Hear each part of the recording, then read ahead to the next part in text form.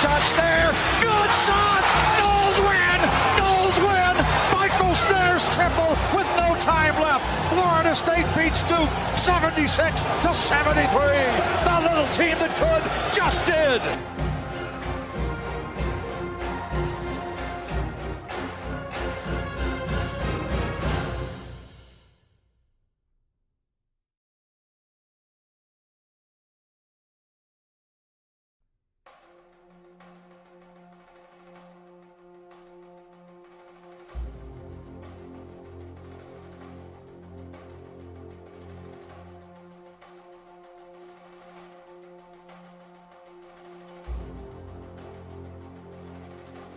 I said, guys, we didn't come here for no reason.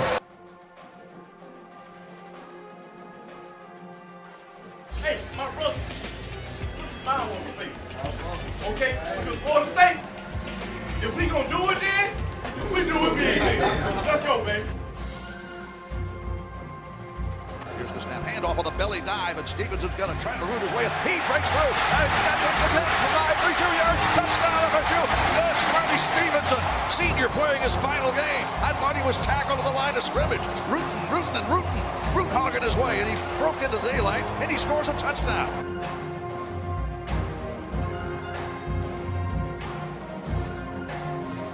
If we don't get penalties, and we don't get fumbles, and we don't get interceptions, we can win the dead-gum ball game. I said, are you strong? They said, I'm strong if you strong. I said, we strong then.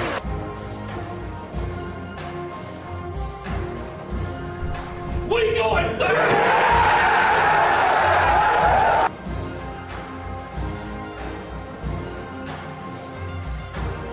Down to the 50, down the sideline to the 40, down to the 30. He separates. He's to the 20, to the 10, to the 5. Touchdown, Florida State.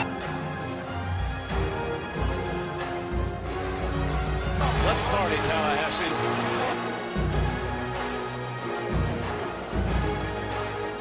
He's got PK Sam. Open. He makes the catch. Touchdown, Marshall. Touchdown, PK Sam. 55 seconds left. Sam takes a touchdown catch from Ricketts. 52 yards.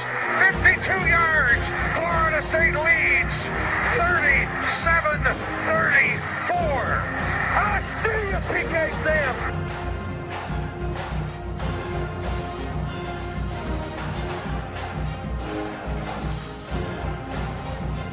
Shot snare, good shot, Noles win, Noles win, Michael Snare's triple with no time left. Florida State beats Duke 76-73.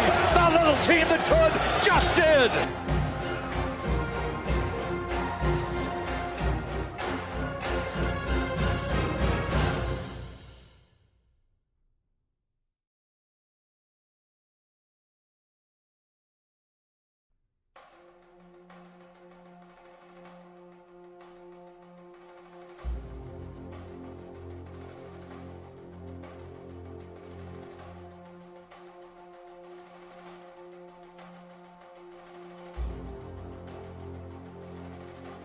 I said, guys, we didn't come here for no reason. Hey, my brother, put a smile on your face. Okay? Because Florida State, if we gonna do it then, we do it big. Let's go, baby. Here's the snap, handoff on the belly dive, and Stevenson's going to try to root his way in. He breaks through, and he's got the 10, 5, 3, 2 yards, touchdown FSU. The Smarty Stevenson, senior playing his final game. I thought he was tackled to the line of scrimmage. Root hogging his way, and he broke into daylight, and he scores a touchdown.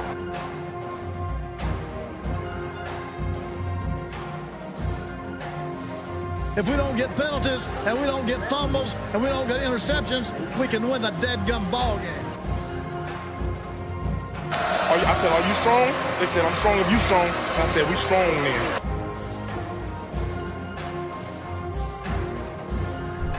What are you doing?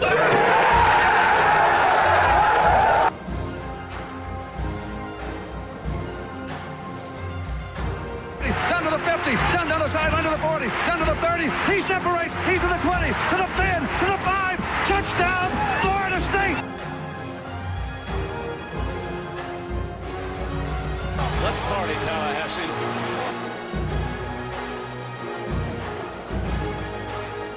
He's got PK Sam. Open. He makes the catch. Touchdown, FSU. Touchdown, PK Sam. 55 seconds left. Sam takes a touchdown catch from Richards. 52 yards. 52 yards. Florida State leads 37-34. I see you, PK Sam.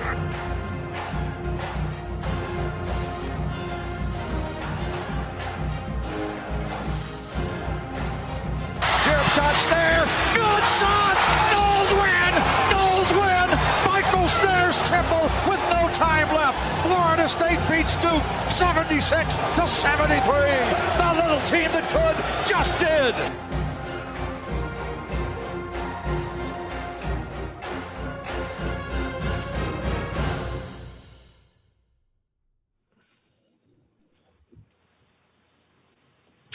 Welcome to Double Fries No Slaw. This is TJ Pittenger, as always. My good buddies Freddie Stevenson and Richie Barnes. How you guys doing tonight? Shoot, finally happy to have a game this week. I didn't know what to do with myself last week, man. How you doing, Richie? Yeah, I'm doing good. I feel the same. It was nice to, have a stress-free Saturday. I watched a little bit of football, not much, and the Bucks didn't play on Sunday, so I had my Sunday to myself. So it was kind of nice, but I realized real quick I missed football, so I'm glad we're back to it. Saturday at 4:00 against Pittsburgh. We're here to break it all down. We're here to preview it. I'm excited. Like you guys said, I'm excited to finally have it back. It stunk last week. I watched plenty of football. It wasn't like Richie, but I watched plenty of football. I had to suffer through that horrible Missouri-Florida game, and then the games weren't great overall anyway. I had to wait all night until Sunday night, almost to watch the Bucks blow it. I didn't care about any of the NFL games, any of the college games until – wait, did we play Monday night? Maybe we played Monday night. When did we play, Rich? We played Monday.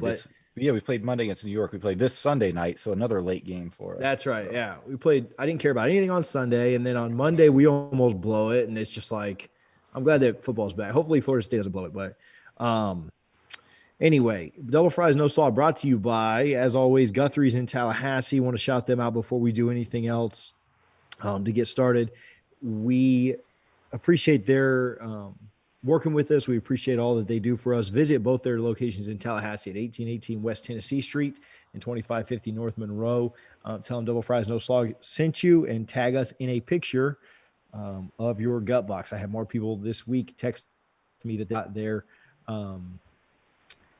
got their why can I not think? Their stickers and koozies and everything else. So if you tag us in your order, you will you'll get all of that at that point. So I'll mail it out to you. Sorry, I'm all over the place because these guys are texting me. I'm not quite sure what's going on.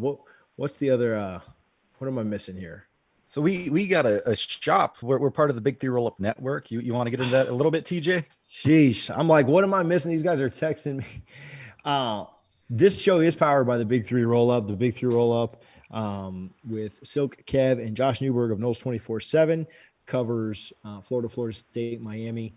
We do have a shop that you can go to, big3rollup.com. Right on the front, it's shop now. There's a bunch of swag and merch that you can get, including Double Fries No Slaw shirt that you can check out there. Man, I had no clues what you guys were talking about. You said like the ad read, and I'm like, man, I'm right in the middle of the ad read. Like, well, what's going on here? So Freddie saved my butt. I forgot about it Sunday, but we are part of the Big Three Roll Up Network. They've kind of empowered us to be able to do what we've done and help take off as fast as we have. So appreciate them. Without further ado, somebody that absolutely nobody has asked for is now joining the show. We've got Chris on the line. Chris has a little bit different background than he had Smirk and then this side over here. So Chris, welcome to the show. You won our pick'em for the second time. You're one of a few people to win it 2 times. So congrats on that. But I had to give you a little crap for it's been a little while since you were on. But I will say, as much crap as I gave you, like Miami gave an absolute valiant effort. Yep. Miami was a fun team to cheer for. I enjoyed cheering for Miami until they got to the finals. I wanted them more than it would have been nice to beat Boston as a Lakers fan, but like I wanted better things for them than like Boston or Milwaukee or Indiana. Who cares? So Miami was a really, really fun team. I kind of said they reminded me of that 2009 Magic team. They were a fun team. Everybody liked. they just kind of ran into a juggernaut. So shout out to Miami, but shout out more to Lakers for winning. Appreciate that, and I'm loving the Tyler smirk in the background there. Man, had to for you. So Richie, Chris won our picks. I don't really care. You can recap Chris's picks. Don't bring up mine, you or Freddie's. It's been so long now that. Oh no, you can recap these. These were just last week. Do you have them, or are we talking about the? Yeah, I've been pulled up. So I did a bunch of random games: North Texas, UTEP, Georgia State, Wyoming, Hawaii, Memphis, Cincinnati. So Ed, actually, our staff guy, I think he's won before. You know, we brought him on here once, and then I think he didn't win a single game the next week. So it could be the kiss of death. But as far as Patreons go, Chris got first place. He only missed Hawaii. And Ohio State failed to cover the 13.5 against Penn State, winning by 13. So that's a tough pill to swallow. Yeah, I did all right. You know, and Richie, I really accomplished my goal because all I signed up for originally was just so I could troll you by doing better than you. So I'm really, succeeding. I know. I didn't push any of my friends to join Patreon, but of course I let people know about it. And Roch is like, I'm signing up just so I can come on and win the pick'em every week and just mess with you, Richie. So you've done it twice now, buddy. I'm succeeding. I'm winning the game. And I'm really winning the game because the reason why I was on the move here is because my dinner just walked in the door. So as soon as we're done, I'm going to chow down right now. Yeah, I was gonna say, it's a food podcast, bro. got a little Panda Express come just walk in the door. Did you get the Beijing beef? I did. That's the new one, right? Nah, it ain't new. It's on one of the classes, the Beijing beef. I got some kind of new beef thing that looked pretty good. So I'll let you know how it was. Bro, I love, before we get into these picks, I know you're wanting to eat, but you came on our show, so it's kind of our rules. I think if I could only eat one thing for the rest of my life, I would just cheat and say Asian food, like any kind of Asian food. Because then you get Thai, you get Japanese, you get sushi, you get hibachi, you get Chinese food. I had a poke bowl tonight. Yes, sir. Ooh, there we go. You get Korean food, like everything, man. Like, I don't know. Asian food's a go. I love Asian food. I went to Asia a couple years ago. I did Thailand and Japan, and I fell in love with the food, man. You can't go wrong with Asian food. How much different is it though, compared to like American Asian food? Like, is Thai food the same there? Like, completely different. Completely different. Is anything the same, like sushi or anything they have there? I love the fact in Japan, the way that you eat sushi is they actually make it right in front of you, and they just put it individual, the sushi chef will just be rolling stuff and he'll put it right in front of you and you just eat it with your hands. There's no chopsticks, nothing like that. So that's one big difference. And then the Thai food, I mean, depending on what you're doing when you're in Thailand, street food is really prevalent there. So you just kind of walk around and everything is super cheap. They make everything super fresh, because they're literally making it on a cart, that's standing right in front of a dude on the street. So, I mean, everything's super fresh. Cool. I was just curious. All right. That has nothing to do with the show. Richie, let's talk about these picks. We're actually interviewing you. This is you're the guest tonight. So I have to start this by saying, so CBS, the pick'em pool we have, I have the power to pick, from a collection of games every week. And Florida State wasn't even an option this week. We're still going to pick it with the spread currently. But man, talk about tough times. We couldn't even pick our game, and we've been picking Liberty all year. So TJ, maybe you're supporting the wrong team here. But we'll jump right into it with the first one. So Texas, they are hosting West Virginia, and they are giving 7.5 points. So let's start with our guest, Chris. So what's going to happen there? All right, I'm going to caveat all my picks with that I had about a half an hour notice to go through these picks and make them. So I'm rolling with West Virginia, and the only reason is because they burned me a couple weeks ago when I picked them to win and upset Oklahoma. So purely for that reason, I'm rocking with West Virginia. All right, Freddie, where are you at? I'm gonna go with West Virginia as well. I don't have any confidence in Texas. I went with them earlier in the year and they burned me as well, so that I'm kind of bitter about that. TJ. Yeah, I don't think Texas is any good, but I don't think West Virginia is any good either. I'll take Texas to cover this. Yeah, I think I'm on Texas here as well. Next one, we're going to a noon kick in the Big Ten. Indiana, number 13, is hosting number 23 Michigan, but they are actually getting 3.5 points as a home dog. Give me the home dog, man. Michigan, I think that line's all about, prestige and Harbaugh, and I think Harbaugh might be on his way out. Yeah, I'm going to take Indiana with a plus 3.5. I'm not bold enough to say money line, but I'll take the points if I can get them. What about you, TJ? I like Michigan here. I think this is Harbaugh's last year as well.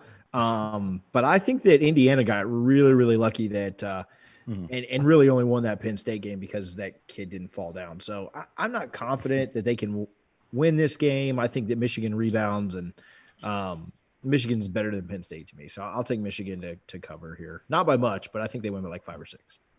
All right, Freddie? Yeah, I think Michigan will bounce back this weekend. They'll cover easily. Roch? Yeah, I'm rolling with Indiana. I'm with you, Richie. Sorry, I know we tend to end up in the same place, man. I think Harbaugh's on the way out as well. He just hasn't seemed to go his way ever, and I don't think it gets any better this week. All right, man. The next one, this will be a weird game because it's we're going to Florida, Georgia. No fans. Typically, you have half the stadium red, half blue. Man, I have a bad feeling. I think Florida wins this one outright. So I will take the 4.5 points, but I'm also going to do a separate bet on the money line. I think Florida wins it this year. Freddie, what do you think? I'm absolutely with you. I've been battling all week, but I think they pull it out. It's just going to be hard to stop them. I think they get in the rhythm. Yeah. Chris? I'm riding with the dogs. Richie, I have bulldogs, so my little shitheads are staring at me out the door right now. Sorry for cursing right now, but I'm rolling with the Bulldogs, and the reason for it is just Florida's defense is just terrible. I mean, they can put up 40 points a game, but if you're giving up 42, then it really doesn't matter. So I'm rolling with the Dogs. Man, I think this is their year to win it too. I think this is Florida's year to win it. I think that Georgia's offense has never been like great, but they've been able to do just enough. And I think that Georgia's offense is just not very good this year. I think that Florida's defense is they played a little better against Missouri. I mean, Georgia's offense is slightly better than Missouri's. So I mean, I think this is Florida's year to get it, but I can't pick the Gators. So give me UGA plus 4 or minus 4.5. So real quick on this game, we know Georgia has an elite defense. What's the magic number for Florida? Like, what do they need to score to win? Because I think 34. as good as Georgia's defense is, their offense has struggled. I think 24 might win it. What do you guys think? Nah, if it's 20, I mean that's not my magic number, but I'm just telling you, if it's 24, then Florida's absolutely hitting it. Georgia's defense played really well against Alabama and still gave up 38 points. Was at the final of that. And some of that came late. Like Georgia had a 24-20 lead with 5 minutes to go in the third quarter, but then Alabama scored quickly 3 times at the end of the third and in the fourth. So, the one thing about that is though, Alabama's offense is, I'm kind of backing up and taking a long time to answer your question. Yeah, Alabama's and their offense is a very quick hitter, right? Like Florida's offense is going to nickel and dime you down the field. Kyle Trask hasn't thrown, like 80% of his passes are like 8 yards or less, right? And so Florida does a good job. Mullen does a good job of scheming guys open and getting guys to getting the ball to the playmakers in space and letting them work. Like they're not trying to light anybody up down the field like we do with Terry or different things, right? Or like we have in the past. And Alabama goes long too, right? With Waddle and some of those weapons. So that could bode well for Georgia just because it could be a slower game and Georgia's going to try and run the ball and limit possessions. My magic number for either team is 31. I think the first team to 31 here wins the game. I guess that's not much different than yours. That's one more touchdown. But again, if the magic number is 24, I don't see a way that Georgia holds them under 24 points. And so then I would agree with you and say Florida wins. That was a long way to answer that question. I said real quick and TJ goes on for 2.5 minutes, but that's okay. Freddie, what's your magic number here? I think it's around the 30, 31, 34 range. The team that hits that number wins the game. Chris, what think Freddie and TJ are right here? Yeah, no, I'm not going to disagree with either of these guys. They certainly know a lot more about this than I do, but 31, that's probably about right. All right, so we have 2 more before the Florida State Pitt line that we're picking. So this will be a fun one. At Texas A&M, they're out South Carolina, so it's Jimbo and Muschamp reuniting again. South Carolina's 2-3. Texas A&M ranked 7th in the country, 4-1, but only a 7.5-point favorite for the Aggies. I'm gonna kick it straight to Freddie after I answer this. Outside of that 2012 game, Yeah, you're right.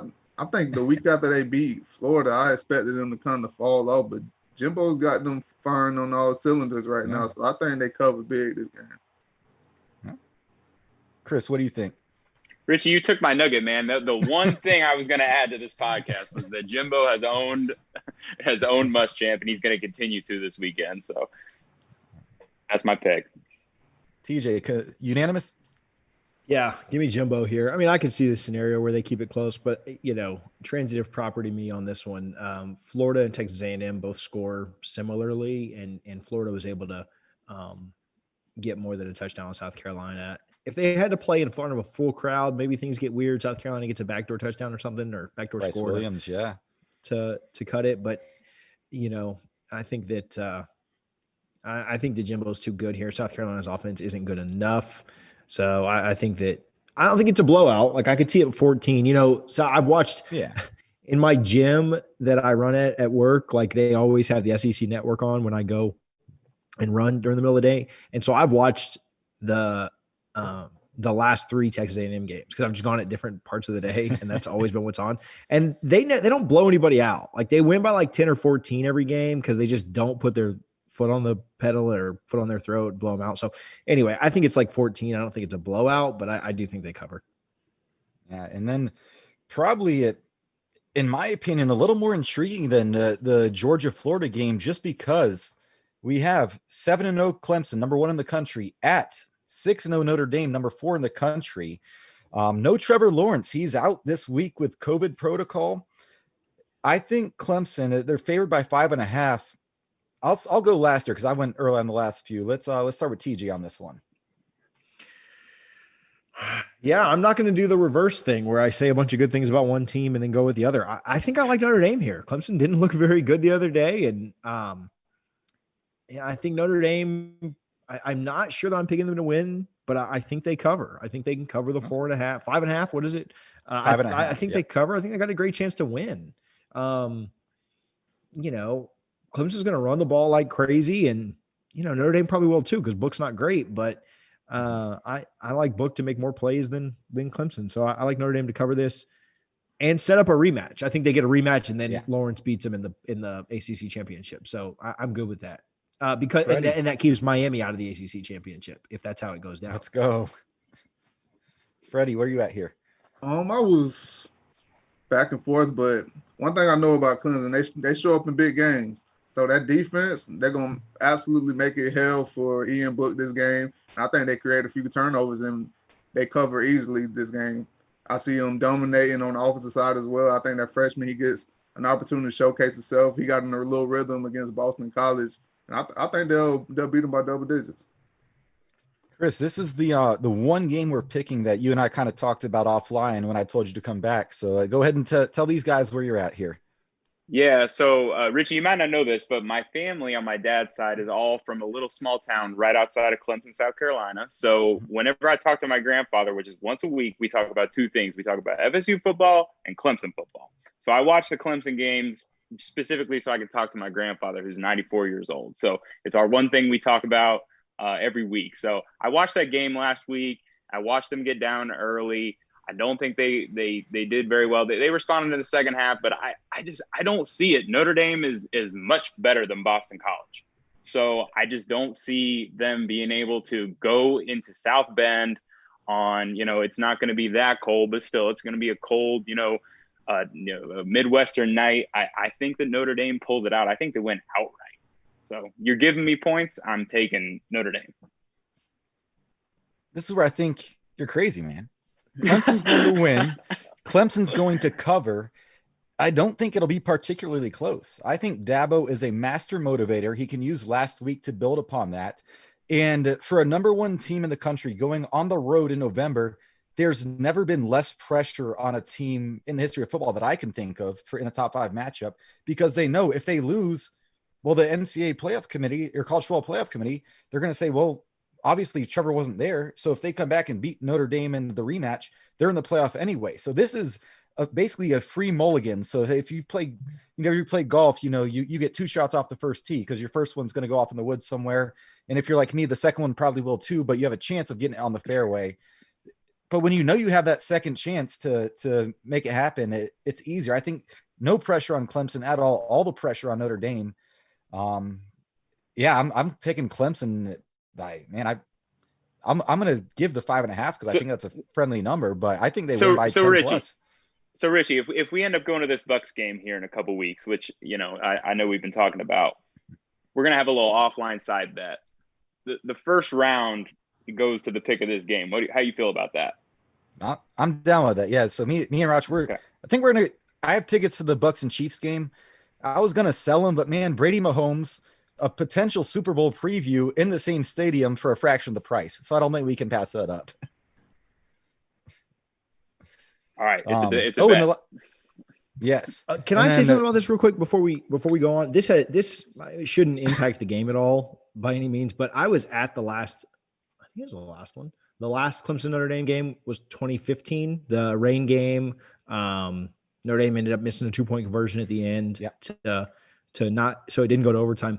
I saw today that Clemson is teams going for 2 against Clemson are 1 of 15 since Dabo took over.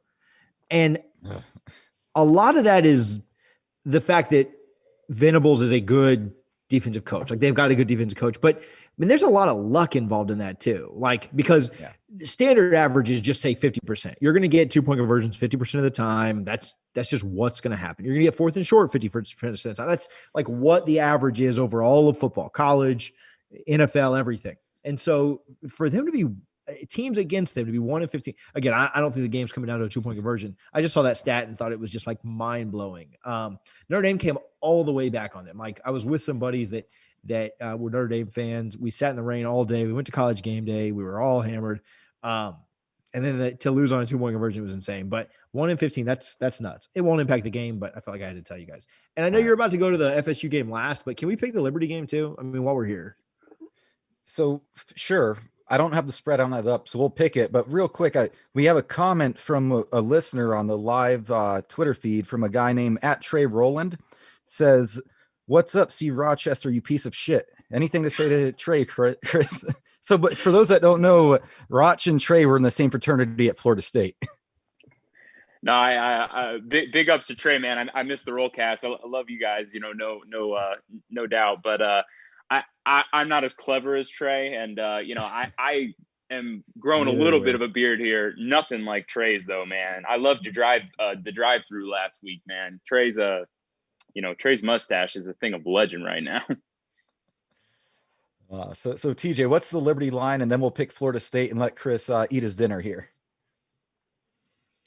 It started out at 19.5. I want to say it's down to like 15.5. I just don't have it. Yes. I just don't have it down right in front of me. So I don't know. Let's call it 15.5. I haven't watched any Liberty or Virginia Tech this year outside of a little bit of Virginia Tech last week, but Liberty seems like a covering machine. So just give me Liberty to cover. I think Freddie's going to agree with me here, right? Without a doubt. When in doubt, bet on Liberty. I did give it a sweep. Sweep it. Yeah, I'm not picking against Liberty here. I actually don't think they cover. It's 16 right now. Maybe they do. That 2-point conversion you were just talking about. Yeah, it translates to other ACC teams. I actually think it's going to be really, really tough. Virginia Tech is, Liberty beat Syracuse pretty bad, but they didn't have a quarterback, and Virginia Tech is just better. But I mean, who knows? Liberty can score, so we'll kind of see how it goes. I did a pod with Allie earlier this week, and she said, "Give me Liberty or give me death." So I thought that was funny. So I'm the same way. Go Liberty. It was on election day too, is when she said that, so it worked out. Hey, who cares if they win or lose, TJ? Good teams win, great teams cover. Just give me that cover, Liberty. And then we're gonna end it with Florida State, and we'll save our score predictions for later. But the line currently so CBS wouldn't have this game. That's just wild to me. But Florida State is currently favored by 2. Pitt opened as a 2.5-point favorite. That line has shifted 4.5 points. A lot of that was due to some uncertainty with Pitt's quarterback Kenny Pickett, as well as one of their best defensive players, safety Paris Ford, opting out after that 45-3 loss to Notre Dame. So Florida State is giving 2 points at home to Pittsburgh. I hate to be a Debbie Downer to start it off. Give me the Panthers to cover. Anyone can go next because I see y'all's faces like, what's going on here? I got to FSU. I like my nose to cover this week, man. Okay. Rach, am I the only one here? You're the only one, man. You're the only one. Go Knowles all day. I have some inside info I'm gonna share later that explains our reasoning, but we'll go from there. All right, Chris. Thanks for hanging out tonight. Next time I won't troll you with a picture of this background. Hey man, I appreciate you guys, and big ups and big shout out to you for that pretty sweet billboard. I saw that and text. I know he mentioned it last week. He sent it in our group text. I thought you guys photoshopped that together, but clearly you're doing big things in the world, and it's showing. So keep it up. All right, Rosh. I'll talk to you later, man. Appreciate you guys. Later. We are going to go straight from that to bringing on a buddy of mine, somebody that I've followed for a little while on Twitter and been able to kind of chat with back and forth. He is new to the FSU Antwan Staley. Now works for the Tallahassee Democrat. How's it going, man? Good. How y'all doing? Doing well. Good, man. Thanks for coming on and hanging out tonight. Yeah, no problem. Last minute notice. Had to reach out to your booking agent, but he said it was cool to get you on tonight. And so the fee wasn't too bad, so we got it done. Shout out to Ed Kennedy for paying that fee. New to the FSU beat, but you've been kind of part of Big Three Twitter forever. So what are your thoughts on being on the beat, covering FSU now? Let's not make everybody hate you. You don't have to tell like who your alliances are and stuff like that. But like, what are your thoughts on being on the beat? Yeah, it's pretty cool. Everybody's nice so far, so it's all good there. I wish the team was winning a little bit more, but you'll see if that starts to change on Saturday. I think the second half of the schedule is a little bit more favorable outside of Clemson than the first half was.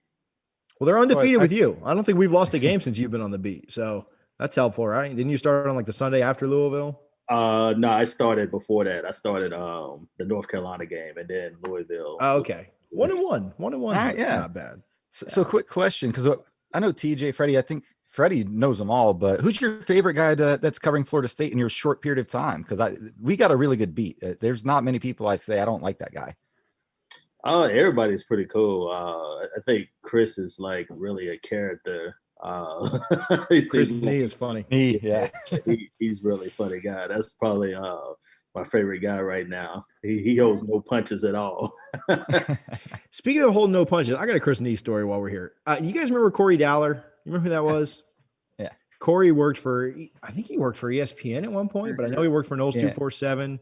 So I was in Clearwater on Corey Dowler's bachelor party, and we were in the hotel room having Bible study or taking shots, and Chris Nee legitimately open hand slapped Corey Dowler, not like upset, not mad, just like legitimately just slapped him as hard as he could, like in the face. And then they just started laughing. And I was like sitting on the bed like, whew, is that the fireball or like what's going on here? And they just acted like it was no big deal. Like they just kept going on. I think that was their thing. So anyway, don't ever drink with Chris Nee because you could get smacked. So he didn't hold some punches then. Chris Nee, I don't know if he'd want me telling that story down, but I mean, it'll be all right. Yeah, I'll have to ask him about that on Saturday. He may not remember, if I'm being honest. Corey would, but he wouldn't remember. That was a wild night on Clearwater Beach. Before I get into any more stories, we have a big game coming this weekend. Florida State favored for the first time this year besides Jacksonville State. Were we favored? Oh, no, we're favored against Georgia Tech. Yeah. But favored after a pretty disappointing performance against Louisville. Why is FSU favored this weekend other than the game being in Doak? Does it have more just to do with Pitt not being very good either? Well, it's the combination of that, their starting quarterback situation, and also getting Tamon Terry back. I definitely think that's a big deal. If you saw the Louisville game, it was a lot of drops by a lot of receivers there. which contributed, I think, to only them scoring 16 points. I think the FSU running game has been going really, really well as of late. But if the receivers can't catch the ball, and I feel like that would have put more points on the board, and they're going to struggle in the passing game. And I think a lot of people want to point to Jordan Travis and him not being healthy, but receivers definitely didn't give him any favors in that game whatsoever. So getting him back, I definitely think will be a benefit there. And I think that's partly why I think they're the favorite. So I know Pitt opened as a favorite. They thought they were getting Kenny Pickett back at quarterback. Yeah. Early in the week, it seemed like they wouldn't. And to me, this is classic Narduzzi. I think he knew all week that Kenny Pickett was going to play. I think Kenny Pickett's going to start Saturday. I believe you were on the Zoom call with Pitt today or earlier this week. Were you? Yeah, I was. Yes. So what vibes did you get from that as far as the quarterback position? Because I refuse to believe that if Pickett is even 80%, he's not going to start. Yeah, I'm not able to move the ball whatsoever. Now, I know the Irish are a top 5 team, but at the same time, Pitt just really hasn't looked the same without. Even if you go back to the Miami Hurricanes game a few weeks ago, their offense just isn't able to move the ball. Their defense is great, but when your offense keeps putting your defense back there on the field as much as they were, you're going to eventually wear out. So getting a guy like that, who I think is one of the better quarterbacks in the country, is definitely going to help them a lot. But yeah, I think kind of Narduzzi is kind of just keeping that on the low and just kind of surprise everybody on Saturday. I would be surprised if he didn't play.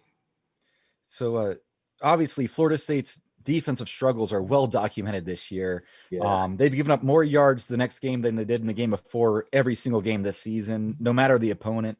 It's been embarrassing. So that it sounds like they've had some personnel changes during the off week. Offense pro style, when he's under center, he's going to run the ball. He runs in obvious runs down. He passes in obvious pass downs. If this defense for Florida State can't get right this week, even if Pickett is playing, I don't think we have any hope at all, because this is probably the worst or least balanced offense they're going to see the rest of the way. And that includes Duke, in my opinion. What do you think there? Yeah, you talked about Whipple and him like running the football, but they're statistically so low. They're one of the worst teams rushing the football this year, which is kind of mind blowing. I was doing some research on the story. Was talking about Florida State's defense, rush defense, and that kind of boggled my mind, because normally in the past he really likes to run the football. So it goes to show you the struggles that they've had this year. But we talked to the coaches about their rush defense. They kind of brought it back to a combination of a lot of different things. Players are still learning the scheme there. Obviously, with COVID, they weren't able to get their hands on the players as much as they would like to. Also, the fact that some players have just been out of position. So that's definitely been a big thing there. And also not being able to get teams off the field on third down. It's been stopping. The team's been running the ball for about 5 yards per carry on Florida State, and that leads to third and short situations. And in most cases, teams are gonna convert that, and most often than not. So it's been a combination of a lot of different things there. They hope to try to get this thing going. They believe that their defense is going to start to turn a corner there. We just hadn't seen it. Unlike I think the offense, we've seen signs of them getting better, where the defense, we haven't seen that yet. Defense has had their struggles all season, and not having Hamza has really killed us. I saw a report earlier this week that Wednesday he practiced. Is there a chance we finally get? They're going to see how both of those guys look out there on the field on Saturday. My thinking is they're both going to play. They just don't kind of want to give that away. Okay. But they're going to see how both of those players perform during pregame warmups. All indications are they practiced all week. They're probably going to play at this point, especially with the bye week, which I think was very crucial to Florida State, especially coming off that big time loss to Louisville. They allowed to get some players healthy, including Jordan Travis, who was suffering from a little bit of a bum shoulder there too. So I think the bye week was definitely beneficial to a lot of different players for Florida State. But I definitely expect him and Terry to play on Saturday. So did you like Norvell's comment when he was asked on a scale of 1 to 5 how confident are you that they'll play? And he said, I'm somewhere between a 1 and a 5. That seems like, and I think this year's different with COVID, because you can't just say, oh, this guy's out with COVID. But I think that's the Mike we're going to get. I don't think he's going to ever give us any real details on injuries throughout the week for as long as he's here. No, just my short interactions. That's just not really his style. We had a whole thread about that whole situation 1 through 5, and people were saying, well, why is it 1 through 5? Usually it's like 1 through 10. And then We come to figure That's what out Aslam came up with. Go on. yeah, 1 through 5 because that's Terry's number. So that's kind of why they decided to That's do a that. convenient cop out. Yeah, Nah, nobody says that. yeah, Nobody I don't says know. 1 through I 5. usually say 1 through 10. That's what I'm saying. Like it's usually Yeah, Everybody says everyone 1 does. through 10. That's what makes sense to me. So I don't know, man. But yeah, it's you see, yeah, going back to Norvell, and yeah, he's just kind of really hush hush about injuries. He doesn't really want to talk about it too much. It's just kind of his whole MO, and that's probably how he's going to be during his tenure there at Florida State. Are you you're in Tallahassee now? Yes. Have you had Guthrie's yet? I know y'all tweet about it all the time, so I'm definitely going to go there some more and check it out. All right, very good. Don't be tweeting us a picture with any coleslaw in it if you do. Okay, tell me what should I get? Just tell me other than double fries. Oh, you just get a gut box. So they'll have it up there, yeah. So they'll have like you can get like a snack size, there's 3 pieces. Boy, they didn't pay for this much advertising, but you get a snack size which is 3 pieces, you get a box which is 5 and fries and coleslaw, but you can switch it out for the extra fries instead of the coleslaw. There's no upcharge, or you can get like sandwiches and other stuff too, but a box with double fries, no sauce. Get extra sauce. Freddie won't let us forget that you got to get extra. I'm gonna get extra sauce. Yeah, I'm a bit sauce person, so yeah, I got to get that. And they don't charge you for any extra of this, which is the best part of all of it. So, I like that. What have you? When we were talking about people we should have on this week, Richie said, "How about Antwan? Because he's got like food in his bio, so he'll get the show." Chicken wings. Yeah, so you got like chicken I'm a big wings chicken wing guy, man. Yeah, so let's hear your chicken wings. So yeah, anything. Your chicken wing takes. What's your favorite kind? Do you like to? Do you grill drums yours? or flats? We need everything here. Have you had Hobbit yet? I need answers to all these questions. Okay, so I don't care about drums or flats. It doesn't matter. It's a chicken wing, so it really doesn't matter to me. As long as there's blue cheese involved. I'm not a ranch guy. I like blue cheese, so I'll go with that. As far as the wing places around here, I hadn't had any yet. That's what I'm trying to figure out what the best places are around here. Hobbit is really good. Freddie can probably tell you more than I, but Hobbit is great. Hobbit, Chubby's, what's the Chicago place? It's a lot of wings, but definitely go to Hobbit. Okay. Yeah, Hobbit. Get the Carolina Golds at Hobbit. So I prefer drums, but that's because like I'm addicted to my cell phone, so I can eat it with one hand and go on my phone and then drink my beer and not have to break apart the flats. So that's kind of where I'm at. But definitely get the Carolina Golds from Hobbit Hoagies. They are phenomenal. Okay, I've had Carolina Gold sauce before, so it's really good. Then I'll probably really like it. It's great. Tallahassee got a lot of really good food spots, like a lot of good little, I don't want to call them. Well, a lot of them are like kind of like dive-ish, like like kind of like family, like non-chain stuff is probably the best way to say that. Well, yeah, that's kind of what I'm looking for. A lot of places, I don't really want to go to chain restaurants. We already know what they know. Birds is really good. Do you like oysters? Okay, it's not really oyster season right now. Oysters. It's not oyster season right now, is it? Isn't it like months that don't end in R? Isn't that how that works? But Birds has one of the best burgers in Tallahassee too. Like their burgers there are fantastic. I love Mad So, for the vibe and everything else like that. Like I'm kind of a homer there, but yeah, there's good food. Freddie could probably tell you all the good spots. So hit him up. Freddie knows.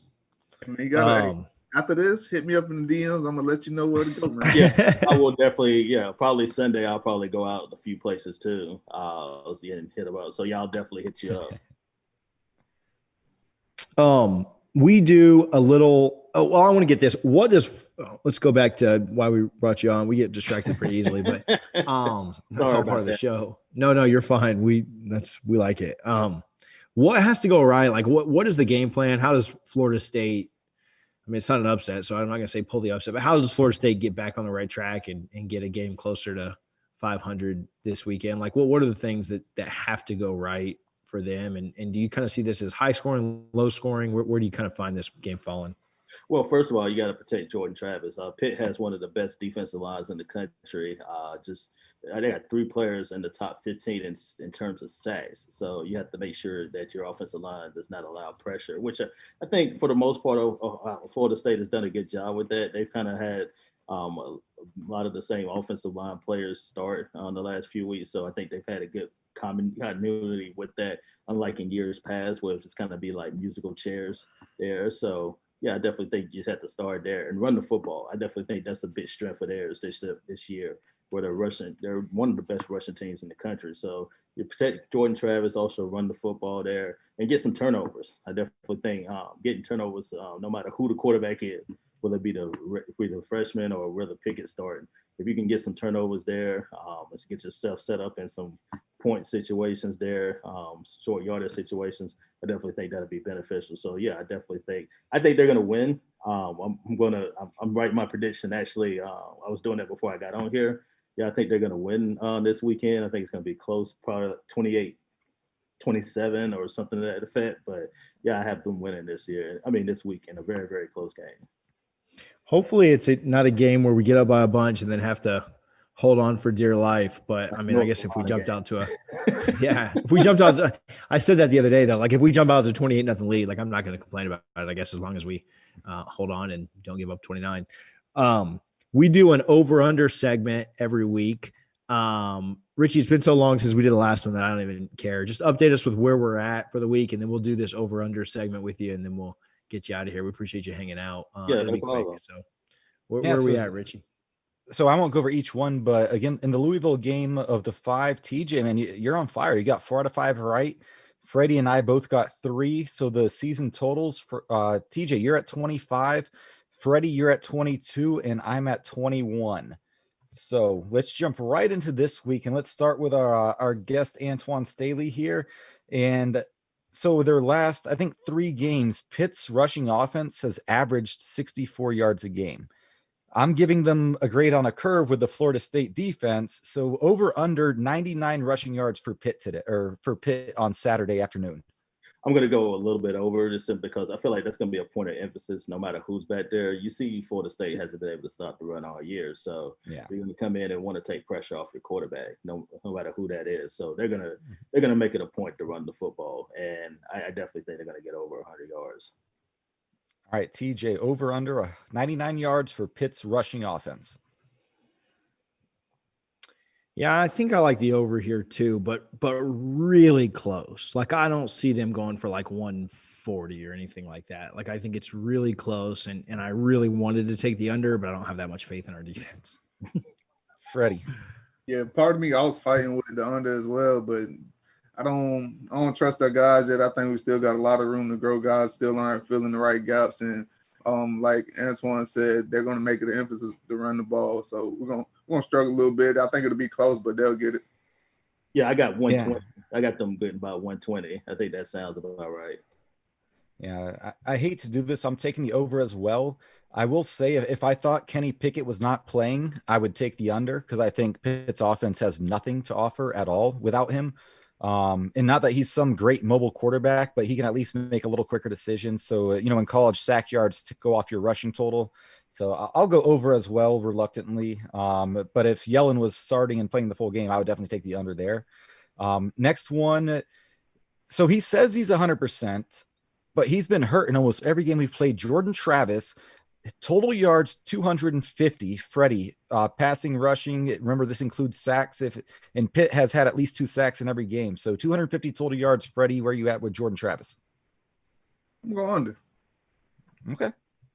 How about you, TJ? Give me the number again. It cut out just before. 250 total yards. Remembering that sacks will take off that total. I'm going to go over. I'll take the over here. I'm not super confident in it. I'm not confident in either one of these picks. Maybe I should have gone the other way, but I like the over. All right, Antwan, 250 yards total. Jordan Travis. Over. I definitely think he's going to run the ball pretty well, much better than what he did against Louisville. They were kind of trying to protect him because he wasn't 100%. He still may not be, but he's probably a little bit more healthy than what he was a few weeks ago. And I definitely think he'll do just enough in the passing game to get that mark. So I like it over. All right.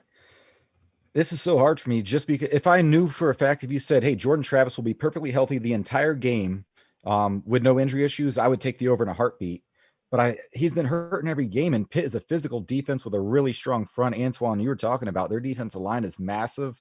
I think I'm going to take the under here just because I'm not sure on Travis's health. And I do think there's going to be a package or two for Chubba Purdy. And if he gets in the game and does well, that's really going to hurt his chances of hitting the over. So that's my logic there. The next one, and we'll start with Antwan again here. I put Pitt's defensive line at 4.5 tackles for loss. So not linebackers or safeties coming down, just the DL. Pitt as a team is averaging 2 sacks or they've had at least 2 sacks every game. So 4.5. I don't know, man. I think it's a tough number, but where are you at, Antwan? That's tough for me. I'm gonna go under reluctantly because I think the offensive line will do just enough to not to prevent them to go over 4. So I can't push, so I'll go under. All right, TJ, what's your thoughts, man? I'll go under 2. I think he'll get more tackles for losses on like run plays and stuff, but they won't be true sacks. All right, Freddie, what's your thoughts? Shoot, I'm gonna have to be that guy. I'm gonna go over. Just shoot. Somebody got to win. We all can't. Freddie, you're only 3 back on the season, man. So you don't have. Couldn't be me. How much am I up by? You're at 25. Freddie's at 22. I'm at 21. So you're only up by 3. You're up by 4 on me. I'm taking the under. I think Pitt has more than 4 tackles for losses, but I think that's going to include their linebackers. And I think their safeties get heavily involved in the run game and in those bubble screens. So I think you can count on them to get at least 1. So I'm going to take the under, but I do think, man, that's, like I said, the defensive line, I don't think I'll get there, but the unit as a whole will. So last week, Notre Dame, they had a tight end coming into the season. I forget his name. I should have wrote it down. With 10 catches on the season. Well, he had 5 last week for about 74 yards. Great job by Notre Dame. They schemed him open. They knew what Pittsburgh was going to do. The reason I mentioned that, I think Cam McDonald can be a key contributor in this game. So I have an over-under for him at 44 yards receiving. So TJ, start us off here. I like over. All right. How about you, Freddie? I love it. Cam's been growing every week, and they've been getting them involved in the offense more. So I love that. All right. Antwan, 44 yards for Cam McDonald. I think Norvell probably knows that, saw with that, and probably scheming up a way to get him more involved this week. So I'm going to go over as well. Man, I was trying to sneak one by you guys here. I shouldn't have mentioned the Notre Dame thing. I'm taking the over as well. I do think, obviously the tight end room is limited for Florida State with 1, true scholarship. I know Wyatt Rector's on scholarship, but McDonald's the only true scholarship receiver or tight end they have. And Norvell loved using the tight end at Memphis, so I'm going to go with there. And the last one, I'll go first because it goes into my under Jordan Travis 250 yards total, is Chuba Purdy 5.5 snaps at quarterback. I'm taking the over. I think Travis is going to have to come out at some point, and I see Chuba, getting a first down and getting more than 5 plays. So we'll save our guess for last. So TJ, 5.5 snaps for Chuba Purdy. I'm going to go under. I've got confidence in us winning this game. I don't know where it comes from. Maybe it's this Willett right here, but yeah, I'm going to say that he doesn't get in, and we end up winning the game and kind of pull away. So if I had it at 0.5, would you take it under? No, I would not. All right, Freddie. But 5.5 is a lot. Yeah, it's 1 first down is all it is. So, Freddie, what are your thoughts? Yeah, I'm gonna take the under as well. I agree with TJ here. I don't know. I just think some way we'll pull this out, and Jordan Travis finds a way to will us to this win. And I don't think Purdy gets a lot of burn in this game. I hope you guys are right and I'm wrong there. Antwan, our guest, our last pick of the night. Thank you so much for joining us. And no matter what you say here, someone's going to see this and flood your mentions and be like, oh, should we start him from here on out? Or, what should happen here? Because the backup quarterback at Florida State is always the most popular guy in the room. This week, I'm going to go under. I think they're going to have a chance to win this. Against Clemson, that's a different story. But I definitely think this week I expect Jordan Travis to play throughout the whole course of the game. And I think it's going to be really close. Yeah. So with that, Antwan, you said Florida State wins. What was your final? I think I'm going to go 28-24. Yeah, I think we're all going to be in a really close game with our predictions. So with that, let's jump into ours. TJ, do you want to lead us off? Yeah, I think Florida State, I don't know. I've gone back and forth with whether this is going to be high or low scoring because Pitt's offense, it really depends on if that quarterback plays or not, right? Like they put up 3 against Notre Dame. Yeah. at home, and our defense obviously isn't anywhere near Notre Dame's, but if he plays, I like us winning like 31-27. I'll go with that because I do think he plays. If he doesn't, I could see us getting less possessions. I could see it being lower scoring. I think their offense is going to score more with him, so we'll get more possessions. If he doesn't, I think the game's a little slower. We don't try and go very fast. I could see it being something like 24-17 or something, but I think it's close either way. Just kind of depends on if he plays or not. All right, Freddie, what's it going to be this week? Yeah, I got us winning somewhere along the lines of 27-23. It'll be a close, tight game, but we find a way to win at the end. Freddie, man, we're thinking really similarly right now. I have 27-24, but I'm almost confident Kenny Pickett plays and stuff with you guys for instant reaction and eat crow. But there's a lot of stuff that's going on that we got to get in the players only meeting. That thing rubbed me the wrong way. I don't know what the mentality of this team is. I expect a close game. Pitt's kickers are 71% kicking field goal this year. Florida State, I think it's like 55%. That's a big deal to me. So I reluctantly take Pitt 27-24. If Yellen was starting and I knew Pickett wouldn't play, I'd probably have like 24-21 Florida State. But I'm operating under the assumption that Pickett's going to start and play the whole game. And unfortunately, I think that ends poorly for us. And again, I hope I'm wrong. We hope you're wrong too, for sure. Antwan, you want to talk about this before you go real quick? Have you heard about this players only meeting before we get you off of here? Do you have any insight on that or any thoughts? Or if not, really, it's not a big deal.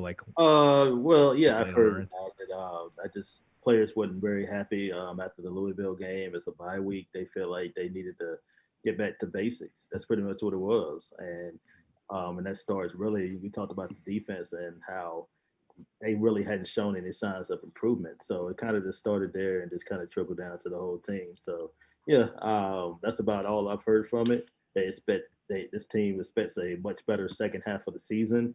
I think the schedule is set up really favorable for them. If you look outside the Clemson game, and I think it starts there against Pitt. That's going to be the tone setter on Saturday. Yeah, you're completely right about the schedule setting up better. I mean, every game that's left of the of the four minus Clemson, we could win any game, we could lose any game, right? Like they'll all kind of be there for us. Whereas in the first half of the year, once we lost the first, we knew we weren't going to beat Miami. We knew we weren't going to beat Notre Dame. Really thought North Carolina would be pretty tough. But yeah, outside of the Clemson game, we could win any one. We may get the benefit of playing back-to-back teams without their starting quarterback over the next 2 weeks. So that's a help. And then, you get Virginia at home, and then you get Duke, who has one ACC win, right? Like their other win is against Charlotte. I watched that while I was running the other day in the gym. It was on FS1 or whatever. So,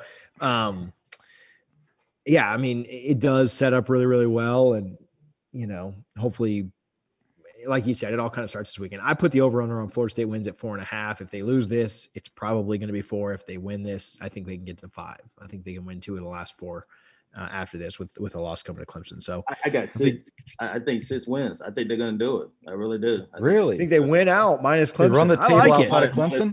Yeah, I think they're going to do it. I think they're going to play in some kind of bowl game, and I think that would be a big step up. Antwan, if that happens, Florida State fans, we're all leading up threes. And I'll also say, if that happens, I'm not expecting it to. Obviously, I picked Pitt to win today. But if Florida State gets the 6 wins from here, I don't care how weak the schedule is. That's some really good progress and improvement that you can build upon and be excited about. And it sucks because we're Florida State fans. I grew up in the 90s. We were in the top 4 every single year when I was growing up. But I would be super excited about a 6-win season. I would be super excited about a 6-win season based on how it started, because that means you are showing legitimate progress and you are getting at least some sense of buy-in. So that, I hope you're right, man. I really do. Because I never thought I'd be so excited about the thought of winning 6 games as a Florida State fan. But that's kind of where we're at right now. Yeah. Well, anything about 6-5 this year is really 7-5 in a normal year, right? Like you replace the Florida game with the Notre Dame game. There was your auto loss, and we'd have one more cupcake to play, right? So I don't know about BC, man, because we would have had to play them normally. Well, we would have got. I mean, actually, it was tougher. We would have gotten Syracuse this year instead of North Carolina, and I know we beat North Carolina. I mean, we also would have had Wake, instead of. Yeah, that's true. So it goes a lot of different ways. So, but I mean, I'm telling you, the Syracuse game would be a win. So, I mean, yeah. Oh, if that's kind of what you swapped out, but I mean, obviously, the ACC wasn't going to do us any favors. Was Virginia on the schedule beforehand? Virginia wasn't on the schedule this year. We played them last year, so that would have been off the schedule too. So, that looked like to win until this past weekend. So they did look good this week. Their defense isn't very good, but that worries me if two teams get in a shootout. So we'll see. But yeah, no, I'm with you, Antwan. Well, I'm not with you on predicting 6 wins, but yeah, I think it's you're crazier than you've had a little too much extra sauce. Oh, no, I haven't yet. No, I will after we get off the call, but yeah, I have not yet. Freddie, Rich, you guys got anything before Antwan before we go? Just hit me up after you get off of this, man. I got all the spots for you, man. Just hit me up. I definitely will do that. I appreciate it. Yeah, man. Antwan, welcome to the beat. Yeah, man. It's just welcome to the beat. I'm happy to see you join it. There's a lot of good guys on there. You'll definitely have a good time with them, and I'm looking forward to reading your stuff and following you. And I know where TJ was going. Tell us where we can follow you. You follow me at Antwan Staley on Twitter. Also follow my work at the Tallahassee Democrat too as well. So yeah, that's the best place to find me. Awesome, man. Thanks so much for hanging out. Go Noles. Hopefully you're right. We get to those 6 wins.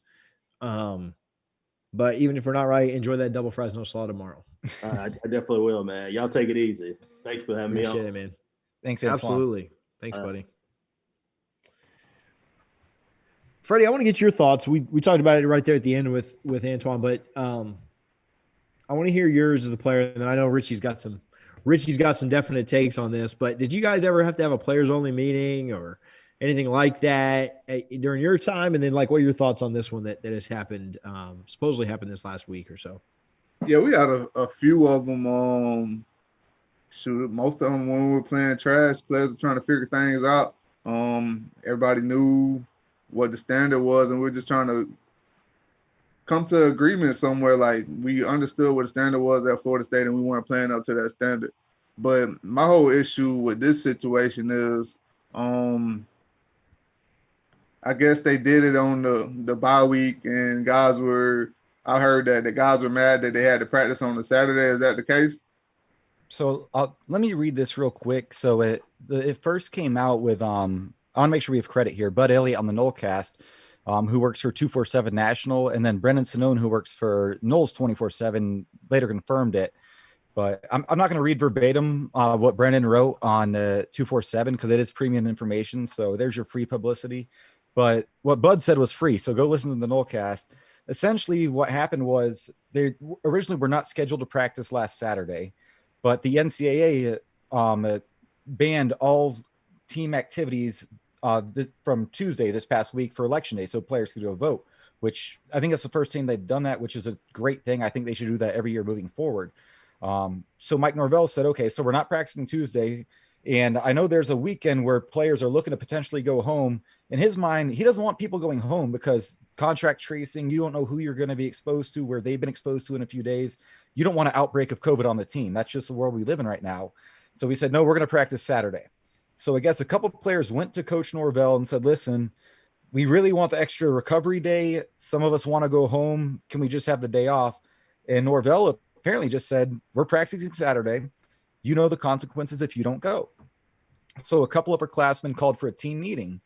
And again, according to Bud Elliott at the Nolecast, at that team meeting, it wasn't your typical, hey, we need to get our crap together and figure things out. It was guys almost leading a revolt saying, hey, we don't want to practice Saturday. Is anybody considering opting out?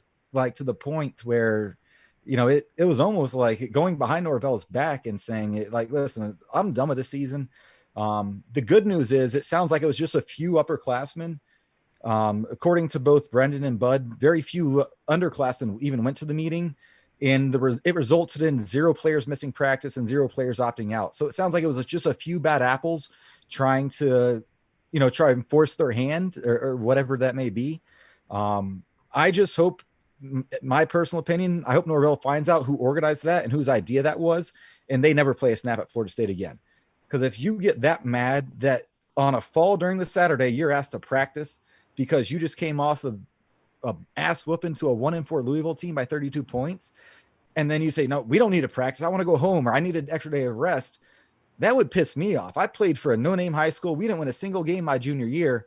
And we got random Saturday practices, and we knew you showed up because if you didn't, you wouldn't play in the next game. So that the good news about it, it doesn't sound like it was very widespread at all. It sounds like it was a very small handful of players trying to put some feelers out to try and get other people to join them and opting out or skipping practice or whatever it may be. But I think cooler heads prevailed, and it sounds like that was rejected. So the players that call this meeting, they may think they're leaders, but clearly their teammates don't think they are because they did not follow through. But when I heard all the details, it just really upset me that you would be so mad about having to practice on a Saturday because you want to either go home or take an extra day of rest or go out for Halloween, that you would try and boycott a practice when you are 2-4 coming off that loss. That it just rubbed me the wrong way. And again, I'm going to be looking at the snap count this week, because if we see a senior or junior that's a starter or a key reserve and they play 0 snaps and there's no injury involved, I think we have our answer at that point. But Freddie, I went a little longer than I thought I would there, but you were asking the context. So that's the context of it. So what are your thoughts knowing all of that now? Okay, it's kind of tough because usually on bye weeks you always have this happen. Like guys are expecting to be able to go home, and then guys hear that they have to practice a day where they thought they would get the weekend off, and then they're trying to, lead this revolt like you said. And yeah, man, we're not going out to practice. Coach needs to let us go home, but that's usually on the team that's winning. For them to just get the ass whooped against Louisville and do this, like we struggled all season, and these guys are doing this when the coach is trying to get them better, knowing that we're gonna miss a practice. We need all the practices that we can get, and then it's the people ask what's going on with FSU. That's what's going on with FSU. We have no leadership. Shoot, our younger guys are stepping up to the plate more than our vets are. That's what's going on with FSU. We have guys that aren't buying in, and their heads are somewhere else. They don't want to be here. And if they don't want to be here, we don't need them. Freddie, I think you made a very key point, because when you played at Florida State, you won like 80% of your games. So it's one thing if you're, 5-0 heading to a bye and coach called the practice, like, come on, coach, we're 5-0. Like, we're doing everything you ask of us. These guys are 2-4. They've been blown out and embarrassed multiple times. The fact that they would even think that it's okay to go to coach and say, hey, we don't really want to practice this week, coming off a 32-point loss when you're losing a practice 3 days after that, to me, it just rubbed me the wrong way. And I feel like I've been overreacting more than some people about this, but that's just frustrating to me. TJ, what are your thoughts on that? So I'm not giving anybody a pass and saying that it's acceptable, but I'll kind of play devil's advocate here, or at least try to provide the justification for it. Yeah. It's not acceptable, and anyone that was a part of it should probably just be dismissed for the team. But if Norvell just wants to bench them for the rest of the year, I mean, I'm fine with that too.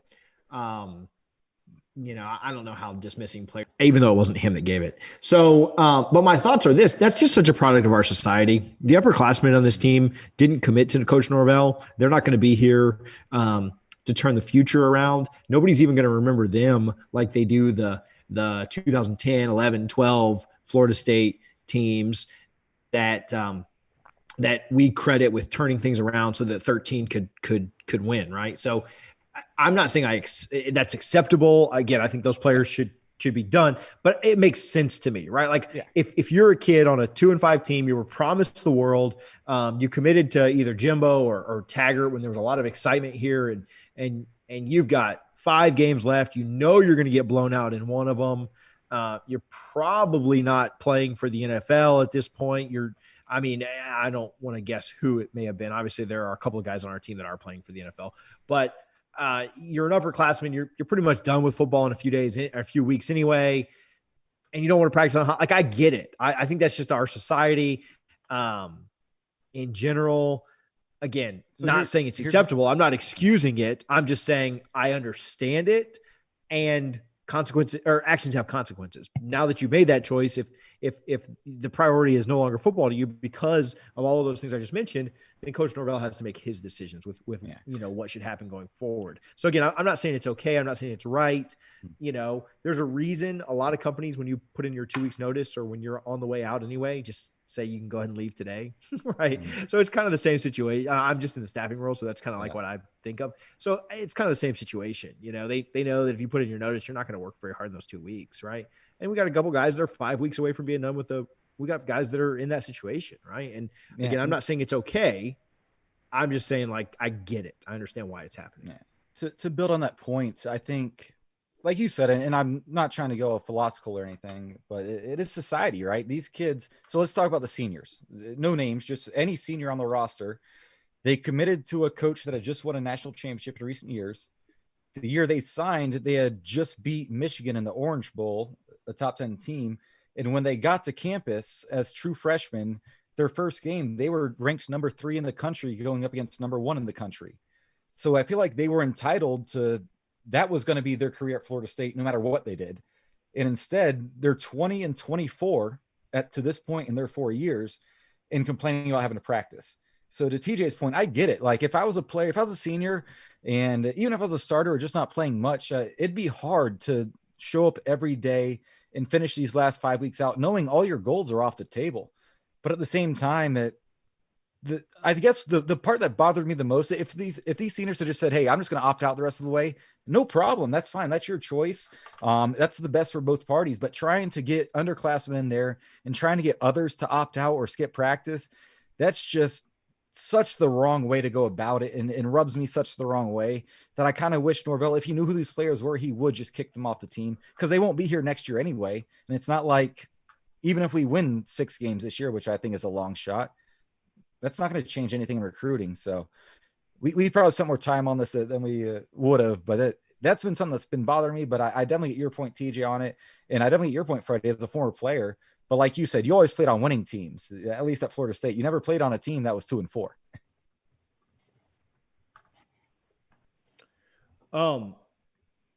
Yeah, so I don't know. I mean, we'll kind of see. I mean, we haven't really heard anything about any fallout or anything that's happened since then. So I mean, we'll kind of see what happens. Like Richie said, if there are some guys on the sideline that we have no justification for being on the sideline, then we'll see. And if there aren't, I know you didn't want to give away a lot of news. I mean, everything's already been screenshotted on Twitter now anyway. But were their names mentioned in Brendan's thing or no? There were not. Names? Okay. No, and I think even if Brendan or Bud knew, they would not release those names, which I think is the right move on their part. You don't need to throw kids under the bus. Mike Norvell is going to find out who they were, and it's up to him to decide. So I was more so just curious because like we may never know, like we may never know. We probably won't. Yeah. And I'm not going to, there's people I think that it may be, but it would be totally unfair for me to even speculate when I have no idea. So I'm not even. At the end of the day, at the end of the day, I trust whatever Norvell does, right? Whether, my preference would be that those players are no longer playing and kind of move on anyway, because it's better to build for the future. But I mean, I kind of trust what he does in this situation because he'll know more details than, than we know, or even Brendan or, Bud knows. So just a quick 30-second recap of what we all know. Again, Mike Norvell got here in December. By March, he could only contact these players via Zoom until August. You can't build relationships on Zoom or FaceTime or anything. And that's what he had to do because he didn't have a choice. So that it's not surprising that these seniors that are on their 3rd head coach and have seen, 20 different assistants coming out of the program, don't trust the guy. That's human nature. So I get that part of it as well. Like I said, so I understand their thoughts. They don't want to practice. They don't want to. The biggest thing for me was the report that they were trying to get others to join them and either opting out or skipping practice, as opposed to just making that decision themselves. I think that's the biggest thing. If they had made that decision themselves, I wouldn't be mad at all. I'd be like, hey, that's good for you. You made that decision. You're good. But to try and call a meeting to get as many people to, and I use the word revolt loosely because Bud or Brennan did not, but the way they explained it, that's what it sounded like. That's where I had the problem. Just another thing that we get to talk about that has nothing to do with football on this show. We don't run out of topics very quickly. Do you guys have anything else? Are we pretty much wrapped up with this? I think I'm good. I mean, I love doing the pick 'em like you say, TJ. It's like we're college game day, and in my mind, I'm telling myself I have millions of people watching my picks to see what I'm doing here. Well, And then Antwan was great. Make you feel good. Yeah, it was good to bring Antwan Staley and introduce the Florida State's newest beat writer to, the people who watch this every week. So I'm glad we got to do that. Yeah, for sure. I followed Antwan for a while. I believe he was covering the Panthers before this, so up there in Carolina. It was exciting to see when he got added to the beat. We followed each other for a little while. He went to Eastern Carolina. I don't know if you guys saw that, or East Carolina. ECU, yeah. The Panthers on his shirt, or the Pirates. Yeah, the Panthers. Sheesh. I'm waiting on Harlan to queue up Trey's double fries. Harlan, I don't know if you can hear us or not. He said he was good. So I'll just kill some time while we're doing this. If you guys are still hanging out and watching or listening, if you can go to any of our social media that exist, Instagram, Facebook, Twitter, YouTube, all of it is Double Fries Pod. If you can click like, retweet, share, follow on all of them, we would certainly appreciate it. If you're listening on iTunes the next morning, or tomorrow morning, or just whenever before the game starts, maybe on your way to Tallahassee, if you could rate us 5 stars and maybe share this pod with some of your friends, we would certainly appreciate it. And then if you want a little something extra out of the pod, we appreciate those that listen weekly and check us out. But if you want a little something extra, you can go to patreon.com/doublefriespod and check us out there. We will be hanging out in the Discord this weekend during the game. We will do another live show afterwards. Richie is not allowed to we're going to wait until Richie sobers up if Florida State wins. Like, he's not allowed to come on here lit and on the sauce like he did against North Carolina after not picking us when we're the favorite at home. So we're going to wait for Richie to sober up, and then we're going to do the show. If it plays out the way you said, we're up by 31 early and we're sweating it out, then I'm probably going to be pretty sauced up on that extra sauce at that point, because I plan on taking it easy. So this Saturday, it actually works out perfect for me. It's my mom's birthday, so we're taking her out to lunch at 1:00. So I'll get home right at 4:00. So there'll be no pregame for me. So it would take a pathetic performance by Florida State or just a complete nail biter for me to have to get to that level that I was at after that North Carolina game. I thought your mom's birthday was next Saturday, like the weekend of the Kush House thing. So it is, TJ. You forgot your mom's birthday. Yeah, no, I did not. It's next Saturday, but she works for Osceola County here in Florida, and her office with COVID, they've gone to 7-day-a-week staffing with staggered days. And it just happened. This is her one Saturday of the month she has to work, so I can't take her out. So I'm going to take her out this weekend for lunch. Gotcha. I am going to a 1-year-old birthday party for twins, and the entire family is Gator fans. It's Allie Wilbur, Allie Peak. That Go Dogs. Yeah, no, I'm excited. I'm wearing a red and black shirt and everything. Her dad played for UF. Her brother played for UF. Her husband is Eric Wilbur, who was a punter for UF's national championship team. So they are all Gators. The kids will be dressed in Gator, and the party starts at 4:00 or 3:00. Sorry, right before the game. So, I'm hoping they're so upset after that. I mean, obviously, they'll be happy that it's the 1-year-old's birthday, but yeah, I'm hoping they all lose. Richie, Freddie, what you got going? Freddie, what you got going on this weekend? Saturday, I got a little running around and doing, then probably get back to watch that game later that evening, but not too much. Just hanging out. Hopefully we'll watch us win and watch the Dogs win as well. So that'd be a nice Saturday.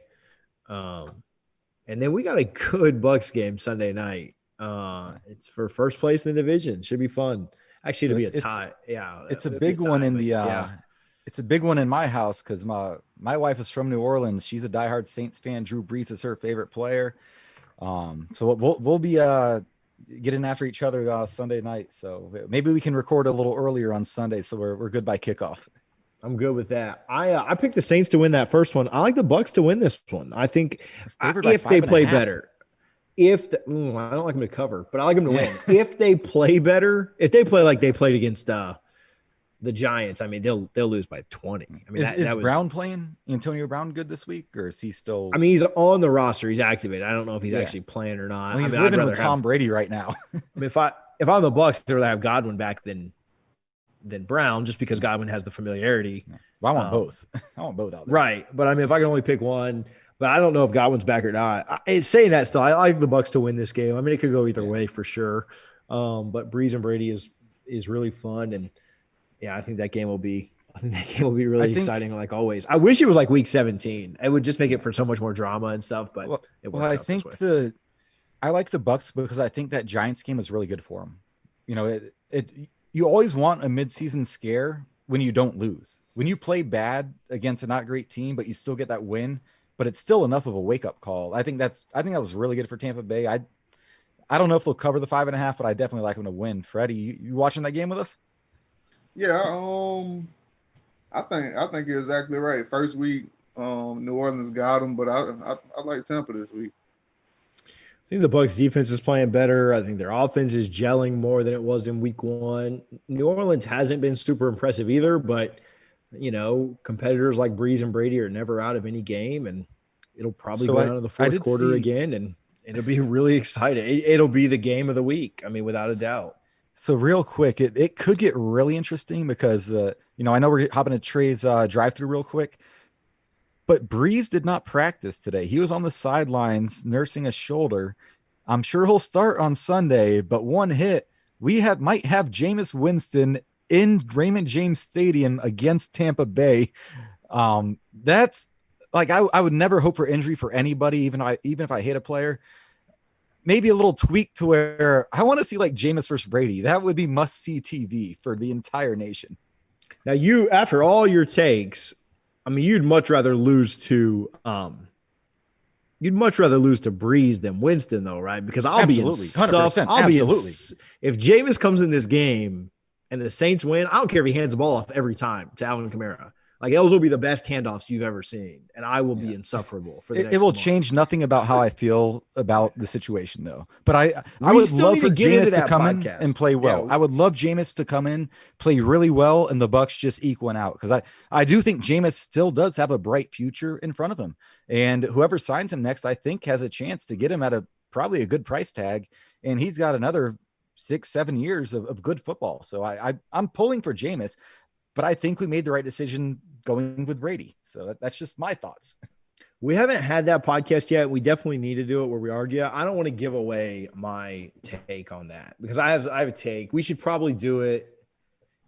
We should probably do it this Sunday. After we'll talk about the Pitt game, and then we'll talk about Winston Brady since the Bucs and Saints are playing. If we can jump on it like 6 p.m., then we can recap the what time's the game? Like 8:20? 8:20. 6 p.m. is tough for me, but I might be able to do like 6:45, 6:45, 7. Let me know. And then we'll have. I got to get out here to watch The Bachelorette, though. My wife is banging on the door saying we got to watch this, guys. I'm so embarrassed by you. Hey, we got Trey Rowland's drive-through. It's great drama. I've had enough drama this week between football and everything else going on. I'm done with drama. I'm trying to take it easy and go watch some Adam Sandler movie or something. But we've got Trey Rowland's drive-through coming up. Before we do, you guys have any songs, any shout outs? Somebody pick a song. I think I had the last one. Shout outs or anything before we get to the game. If not, we'll get Trey Rowland and then Harlan will play us out with the song. So shout outs. Now I'll save my mom's birthday shout out for next one when it's actually her birthday. So I don't have anything this week. Good week. Shout out to everyone who's been watching the news the past week and holding it together. It's a stressful time. That's why I was excited to come on this podcast because we wanted to give you guys, an hour and a half to escape from all of that noise and just Florida State football. We all love it. We come together as a family for that. So that's why I was really looking forward to tonight. Yeah, nothing for me, and I agree with Richie. That's a great time to get away from everything and just have you some fun. Kick back, drink you a beer or something, and just enjoy the vibes, man. Get away from life's troubles. Yeah, I can't think of any shout outs right now. Shout out to people that support us and the fans that tune in, thousands of y'all every week. Shout out Guthrie's as always, and Little Lemieux Company. I can't wait for Freddie's extra sauce segment. I missed it this week, but there was nothing to break down. So if we play really, really poorly, maybe I can just get Freddie to do extra sauce on Georgia's win, but we'll see. But Freddie, take us away with the song. That's some content man. right there. That's some content right there. We'll get the hate views on that one. So, Freddie, take us away with the song, man. After Trey's thing, Harlan, and then Freddie's song here. I'm gonna go with Little Baby All In. Little Baby All In. All right, Harlan, take us out with Trey's Drive Through, and then y'all have a great night.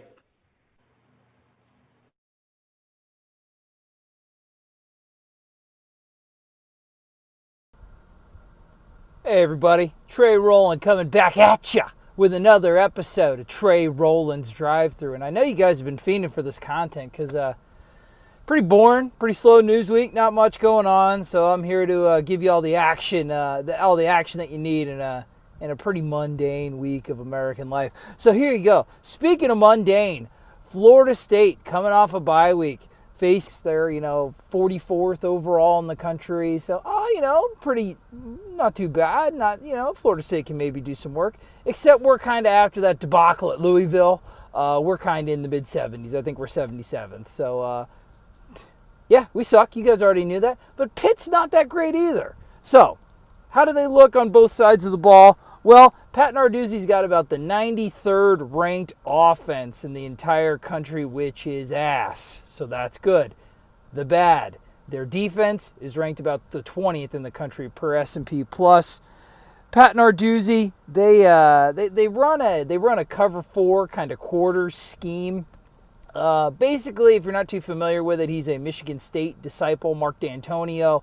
Also, if you kind of stick a Phillips head screwdriver in your eye and watch some tape of the 2018 Florida State defense, that's kind of what we were trying to do, except much, much worse.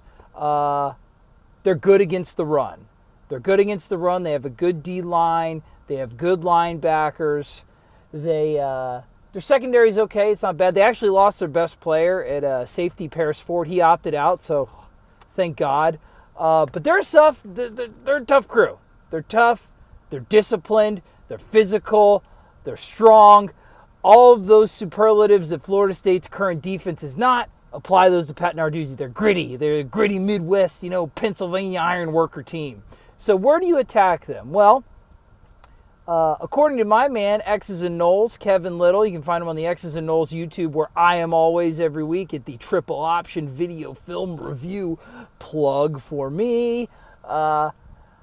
Looking at Kevin Little's analysis, and it's something that I agree with, you can try to attack him in the flats. That could be an issue of that type of defense, and those linebackers could be an issue getting them out in space, getting them out to the flat. Also, teams like Miami have taken advantage. Even though the Pitt defense is sound, if you can kind of spread them out a little bit, the middle of the field's open for the RPO game. So look for Cam McDonald. That's my Trey Rowland's drive-through surprise star of the game, if you will. I expect Cam McDonald to have a big game. So, but it's a tough task. It's a tough task for Florida State's defense. Hopefully Jordan Travis is healthy. A healthy, moving quarterback taking advantage of some scramble ability would be a welcome addition to this projected slot fest of a game. Now let's talk about Pitt's offense, because they suck. They are not good, and they're going to be even worse because Kenny Pickett, the starting quarterback, is out. They're playing Janet Yellen, Joey Yellen, Jimmy Yellen. I don't know what it is, but they're playing a Yellen, and he's not very good. It's a pro-style offense, so they're boring as shit, so that's fun for us. Weird, boring pro-style offense. However, they have issues establishing the run. Weird. Got to watch out for the deep threat on Florida State's cornerback. So listen, what does this come down to? Well, it's weakness against weakness. It's the weak Florida State defense against the terrible Pittsburgh offense, and it's the inconsistent Florida State offense against a Pittsburgh defense. So it's going to be like two Hello Kitty pillows like smashing into each other. It's going to be it's not going to be great. And I think it's going to be sloppy. But, however, I think Florida State's going to pull it out. They're going to win this game 24-17. It's a W. Florida State's going to move. Slaw, thank you. Love you guys. You guys are great. Good job on the billboards and all that jazz. If you guys want to see me, I'll be here every week. Also, Triple Option, FSU, X's and Knowles YouTube. I do a little bit of writing for Tomahawk Nation, but you're probably tired of hearing my voice. So anyway, see you later. Go Knowles.